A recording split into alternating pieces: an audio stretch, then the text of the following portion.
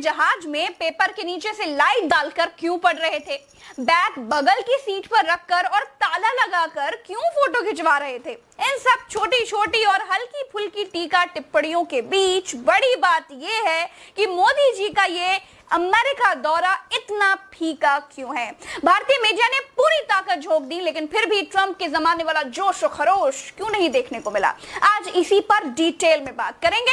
जिन लोगों ने चैनल को सब्सक्राइब नहीं किया है वो फटाक से चैनल को सब्सक्राइब कर लें, और भैया फेसबुक पर देख रहे हैं तो फिर जुकरबर्ग भाई साहब ने फॉलो करने का बटन बनाया है, अगर आप उसको दबा देंगे तो हमें झट से फ्री में हमारे साथ जुड़ जाएंगे, हमको फॉलो कर लेंगे।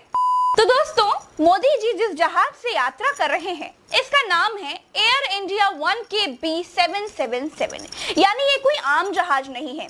ये जहाज भारत से अमेरिका की 15 घंटे की यात्रा बिना कहीं रुके कर सकता है।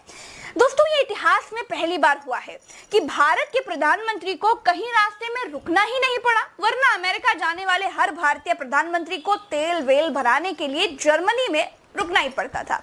मोदी जी के इस जहाज की तुलना अमेरिकी राष्ट्रपति के जहाज एयरफोर्स 1 से की जा रही है। मोदी जी का नया जहाज है, अमेरिका ने ही बनाया है। बेचारे फोटो वोटो खिंचवाते हुए अमेरिका जा रहे थे।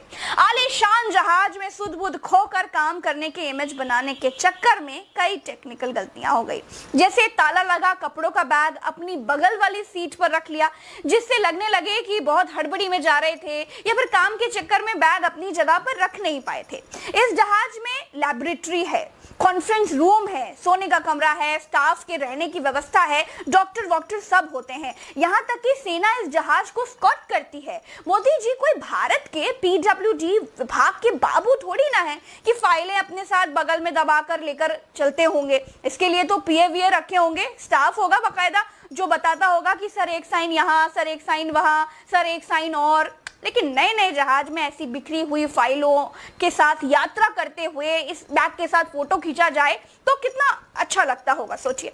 और फोटोग्राफी कोई मोदी जी को सिखाई नहीं सकता है। मोदी जी बहुत समय बाद अपने नए बोइंग कंपनी के विमान से अमेरिका गए हैं। भारत की गोदी मीडिया ने ठीक वैसा ही माहौल बनाने की कोशिश की जैसा माहौल भगवान श्री राम के वनवास से लौटने के बाद बना था, लेकिन वो भी नहीं बना पाई। एक तो बिना बारिश के मोदी जी के छतरी लेकर जहाज से निकलने का लॉजिक लोगों को समझ में नहीं आया।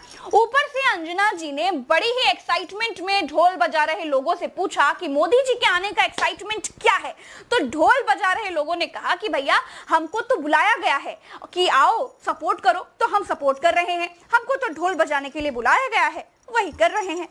लेकिन ये जोश जो भारतीय यहाँ पर मौजूद है लोग दिखाते हैं। पीएम मोदी का आज आपको आज तक पर एक सेकंड रोक लीजिए, आज तक पर आज आपको पूरा देश सुन रहा है।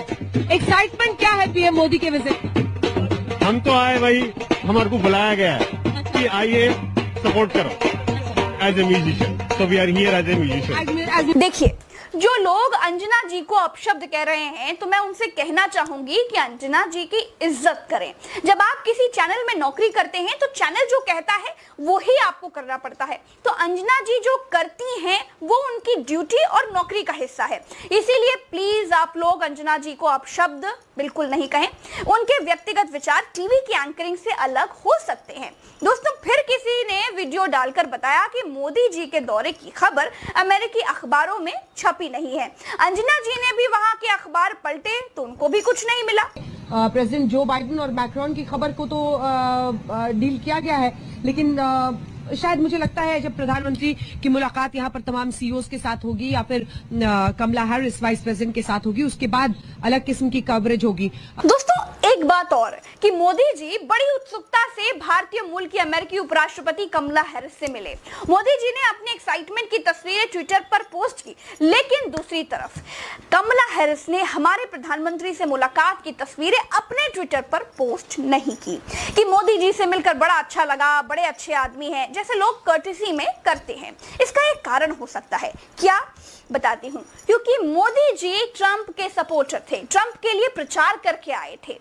अमेरिका में इस बार मोदी जी का इवेंट मैनेजमेंट उतना तगड़ा नहीं था जितना तगड़ा पहले होता था। हो सकता है कि कोरोना के कारण हुआ हो, या ये भी हो सकता है कि इस बार मोदी जी ने ढंग का पैसा ना खर्च किया हो। या ये भी हो सकता है कि मोदी जी तो ट्रंप को जिताने के लिए प्रचार करके आए थे, कहकर आए थे कि अब की बार ट्रंप सरकार और आ गए बाइडेन, इसलिए भी मामला थोड़ा सन्नाटेदार दिखाई दे रहा हो। खैर, जो भी हमारे देश भारतवर्ष का परचम लहराता रहेगा, कोई बाइडेन वाइडेन कुछ नहीं कर सकता। इस वीडियो में इतना ही। अगर आप फेसबुक पर देख रहे हैं तो मुझे तुरंत फॉलो कर लीजिए। फेसबुक पेज आपको ढूंढना है और फॉलो कर लेना है। अगर यूट्यूब पर देख रहे हैं तो सब्सक्राइब कीजिए। मुझे ट्विटर पर @प्रज्ञा लाइव नाम से खोजकर फॉलो कीजिए। इंस्टा का भी लिंक आपको डिस्क्रिप्शन में मिल जाएगा। चलते हैं। राम राम, दुआ सलाम, जय हिंद।